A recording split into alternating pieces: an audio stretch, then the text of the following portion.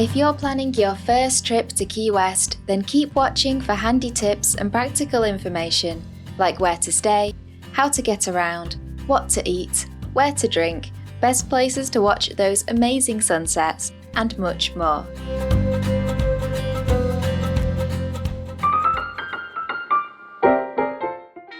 If you want to be close to the action, then the western half of Old Town is the best area for you. You'll be near most of the attractions and have so many bars and restaurants within walking distance. It's also really convenient if you like to pop back to your hotel during the day to relax. The whole area oozes that old Key West charm, with historic homes, colourful buildings and gorgeous trees everywhere. We decided to stay in a B&B set in an old cigar factory. It was everything I imagined when I pictured staying in Key West. Rustic with private balconies and porches, and relaxing pools surrounded by lush vegetation. Despite being steps away from Duval Street, our room was also pretty quiet, although we did request a room that faced away from the road. If you do want to stay in the Old Town but you are a bit concerned about noise, then I'd just do what we did and check the hotel reviews, request a room that doesn't face the road, and maybe steer clear of staying right by Duval Street. If you do plan to spend a lot of your trip bar hopping, then the largest concentration of bars is at the north end of the island. To give you an idea of size, walking the full length of Duval Street takes around 30 minutes, so this end is the most convenient but also the loudest. Alternatively, you could stay in the New Town. Here you'll find more resort options with spacious rooms, which is great if you're travelling with a family. Accommodation can also be cheaper, although you do have to factor in the cost of travelling depending on how you plan on getting to and from the Old Town attractions. Check if your resort offers shuttles, as that could be a good option too.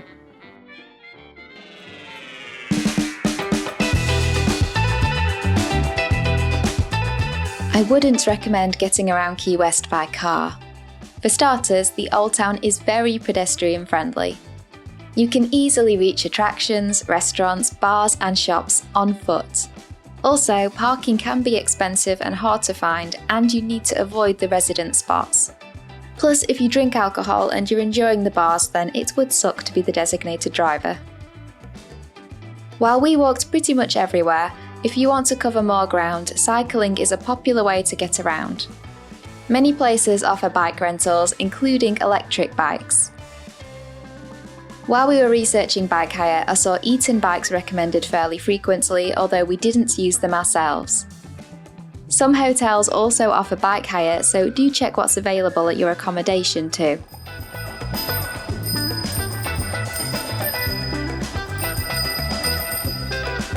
If you want to save your legs, then take advantage of the Duval bus loop. This is a free bus service that runs through Old Town, covering popular stops. For convenience, there's of course taxis, Uber and Lyft. You could also use the hop-on hop-off Old Town Trolley or the Conch train, which is a fun way to combine transport with a narrated tour. Yes, it's touristy, but it's a good way to learn more about Key West. But which one should you go for? The Conch train or the Old Town Trolley?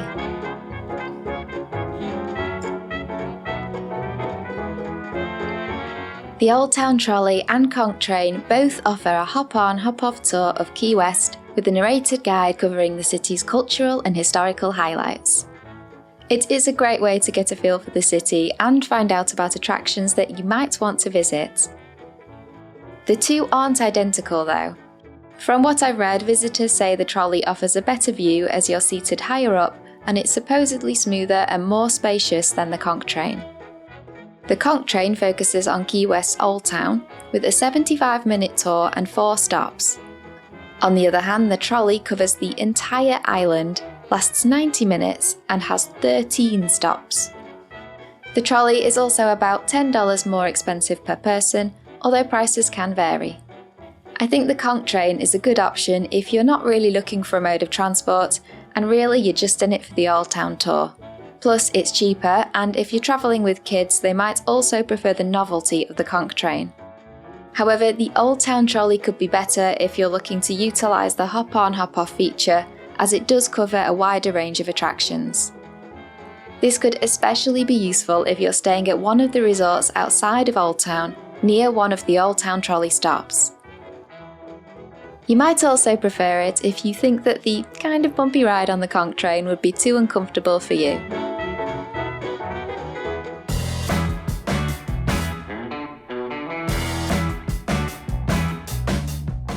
Key West is a popular cruise ship stop, and with cruise ships come crowds. While navigating the popular attractions while a big cruise ship is in town certainly won't spoil your trip, here are a few tips. If you're staying in Key West for a few days, you could save the more popular activities for the days when the cruise ships aren't in. Or on cruise ship days, you could go for activities with capped numbers, like a small group excursion, pre-booking to make sure you've got a spot. There are a ton of great options available, particularly trips that involve getting you out on that beautiful sparkling water. A couple of excursions we really enjoyed were snorkeling and dolphin watching, and a self-driving boat trip where we followed our group captain across open water, through peaceful mangroves, and finally had some free time to explore beautiful sandbars. If your time is limited and you don't have much wiggle room, then you could book the most popular attractions in advance for peace of mind. Also, check the arrival and departure times of the big ships, as you could stop by photo ops or attractions before the ships dock to beat the crowd. Remember that cruise ships dock at the northern end of the island near Mallory Square, so this gives you bonus time to get to the popular attractions at the southern end, like the southernmost point and the Butterfly Conservatory. Some ships also leave mid-afternoon, so you could also save popular attractions for after the crowds have gone.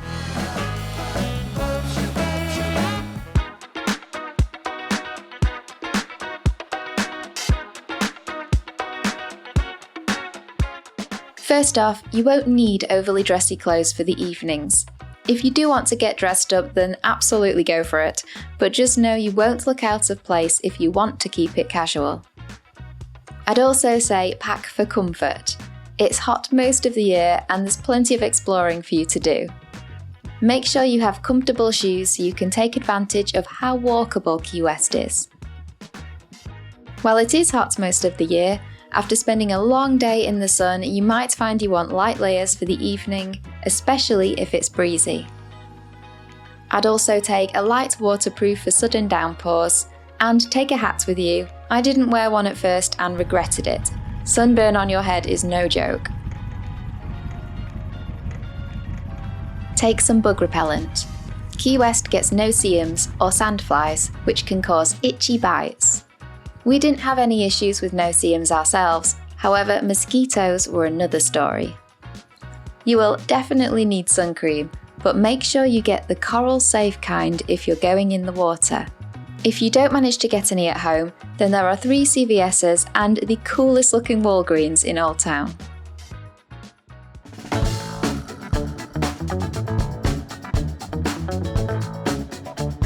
While the easiest answer to the question when to go to Key West is, well, whenever you're able to, there are a couple of things to bear in mind.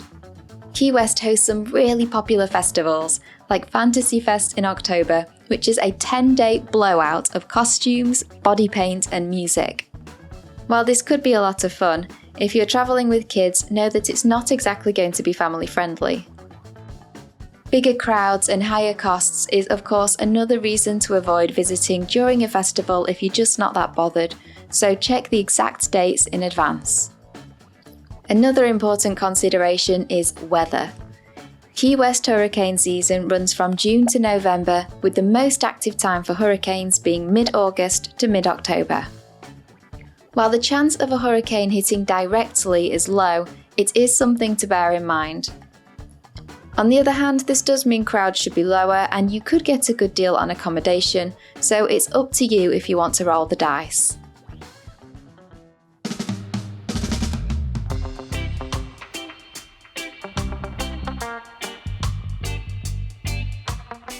There's no denying that Key West can be a very expensive place to visit. However, there are a few ways you can try to save a bit of money.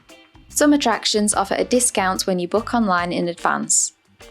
These discounts do tend to be pretty small though, so it's a case of weighing up the flexibility of not planning ahead versus saving a bit of money. Take advantage of free activities in Key West. Explore the historic Old Town and Marina, watch tarpon feedings, visit gardens in a fort, enjoy one of the beaches, and join in on the sunset celebration at Mallory Square. We've covered these activities plus plenty of other things to see and do in another Key West video, which I'll link in the description below. We found that some of the restaurant portion sizes were huge, so while I'd never suggest you not eat enough to save a bit of money, just have a look around you at what other customers are eating, and if it looks big enough to share, then that will save on money and waste. Take advantage of happy hours at various bars and restaurants. We typically found happy hours fell between 4 and 6, although it did vary from venue to venue. I'll link a page we found that listed different happy hours in Key West. It was a pretty good guide, although I don't think it covers every single happy hour, so also keep your eyes peeled as you walk around. I'll share some happy hours that we really enjoyed next.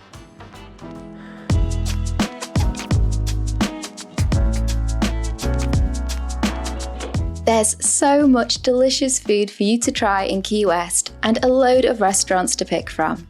Here are some of the highlights from our trip. Conch fritters. When you come to Key West, you should try conch fritters. Conch is a type of large sea snail, and conch fritters are savoury deep-fried balls made from a seasoned batter packed with vegetables, spices and conch meat. We enjoyed the conch fritters at Half Shell Raw Bar during their happy hour, but you'll be able to find conch fritters everywhere. Another one that you should definitely have is key lime pie. You'll find different versions of key lime pie, some more tart and some with a sweeter edge. The main thing to know is that key lime pie is not green, so if you see somewhere selling green key lime pie, then just give it a miss. My favourite was this absolute beast from Blue Heaven, and Aaron's favourite was from Kermit's Key Lime Shop, which had a thicker base and a more intensely tart flavour. At happy hours, we took advantage of discounted peel and eat shrimp, as well as raw oysters or clams served on the half shell with cocktail sauce and horseradish. Pepe's Cafe offers a great happy hour deal on oysters at half price, which was the cheapest that we found. If you do want a waterfront location though and don't mind paying a bit more, then Half Shell Raw Bar does seem to be a crowd pleaser. Our recommendation though would be Pepe's. Cuba has had a big influence on Key West, including the food, so it's easy to find Cuban dishes while you're on the island. We liked El Siboney, it was really good value for money and we both loved the rice and beans.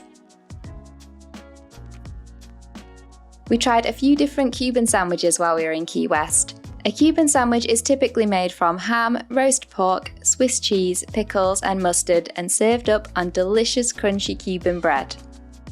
We had ours at Key West Cuban Coffee Shop, Five Brothers and the famous Cuban Coffee Queen. All were really good and we'd happily eat at any of those places again. Just a side note, but if you're looking for this well-known photo op, then you want to go to the Waterfront's Cuban Coffee Queen. A restaurant I have to mention is a simple Caribbean place we visited called Moe's. We had the Creole shrimp pasta and the Creole shrimp rice. Both were spicy and the shrimp was so fresh. The pasta was more creamy than the rice, but both were excellent. Really good comfort food. You're going to get a lot of fish in Key West, whether it's grilled or fried, blackened or in a sandwich. One place we loved for fish was a laid-back restaurant near Duval Street called Kaya Island Eats. They described their food as a fusion of Caribbean, Polynesian and Asian flavours. They also have a selection of really tasty sounding vegetarian options, which from what I've seen do get positive reviews. If you're there during happy hour, then their tuna poke nachos are a popular choice. On Stock Island, there's a waterfront restaurant called Hogfish, famous for their hogfish sandwich.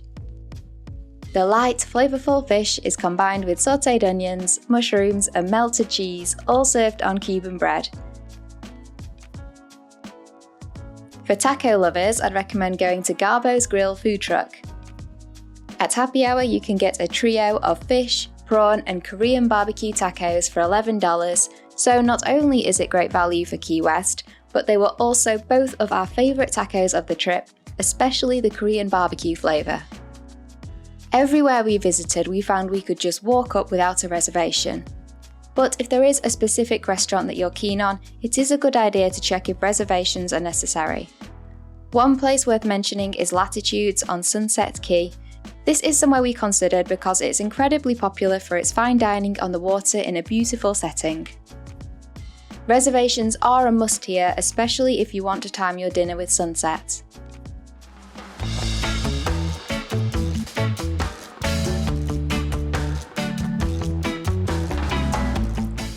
If you're looking for somewhere to grab a beer or cocktail, perhaps with some live music, then you won't be short of good options in Key West.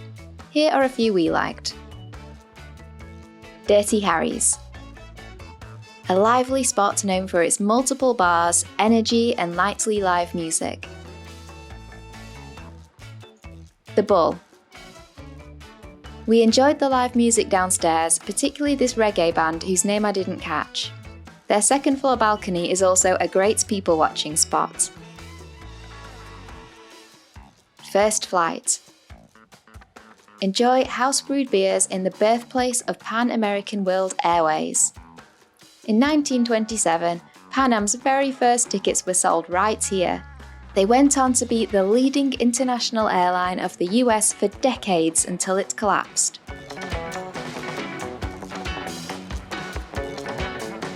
General Horseplay. This is where you want to go if you're looking for really good quality cocktails. Plus they have a rather fun and unique happy hour. You roll the dice which dictates what you pay. First time we rolled a 4 or something, so no good, but then the second time I rolled a 1, so only paid $1 for my drink. Green Parrot. We didn't manage to catch any music here, but did enjoy the very laid-back atmosphere. Plus it's filled with quirky decor and memorabilia, so it's fun to sit and look around. The last one that we really enjoyed was Waterfront Brewery, where you can get house-brewed craft beers and play arcade games.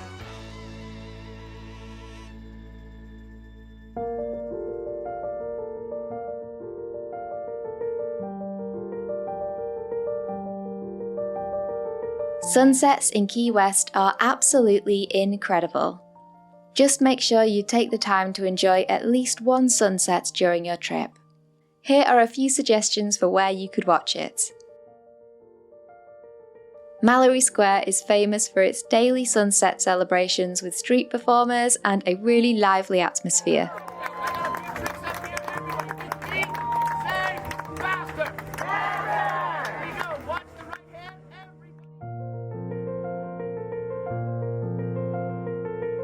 Sunset Pier is a relaxed waterfront restaurant and bar. There's live music and you can grab food or just a drink. If you're like me and you don't really like sweet cocktails, then I thought their grapefruit crush cocktail was really good. Alternatively, you could try the small Lagerheads beach bar just a little further along the coast. Fort Zachary Taylor is a relaxed place for sunset. It's a state park, so there is a small admission fee. If you visit earlier in the day to explore the fort or go to the beach, then keep hold of your receipt and you can return at no extra cost to enjoy the sunset.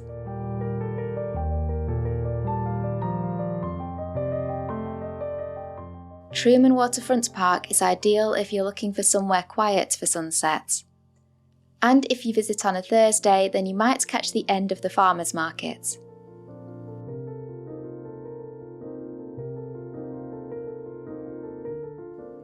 White Street Fishing Pier is a relaxing spot by Higgs Beach that's perfect for both sunrise and sunset.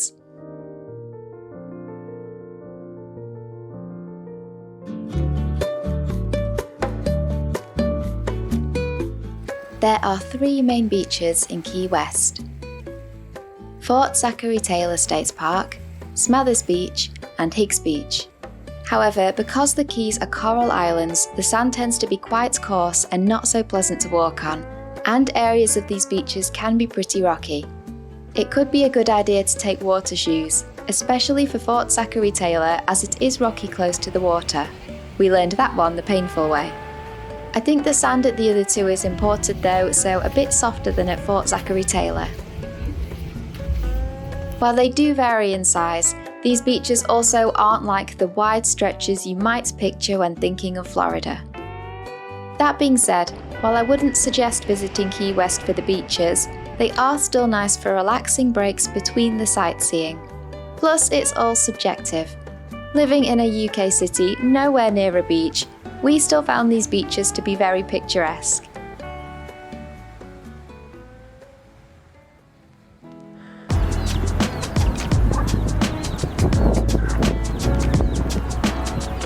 While you're walking around, don't just look up at the beautiful architecture, remember to look down too.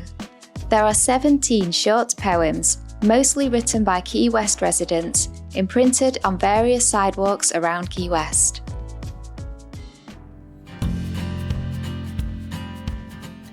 With so much to see and do, it would be easy to schedule every hour of the day, but part of the joy of Key West is just enjoying the atmosphere and seeing what you stumble upon. While it's great to do your research and have a list of must-dos on the island, make sure you leave yourself plenty of time to just go with the flow. Remember, the weather can be unpredictable, especially if you're visiting during hurricane season, so you might want to keep your plans flexible. Hopefully you remember that earlier I said we have a video of things to do in Key West that could help get you started on that must-do list, so I'll link that video here. If you've made it this far, then thanks so much for watching. I hope this video was helpful.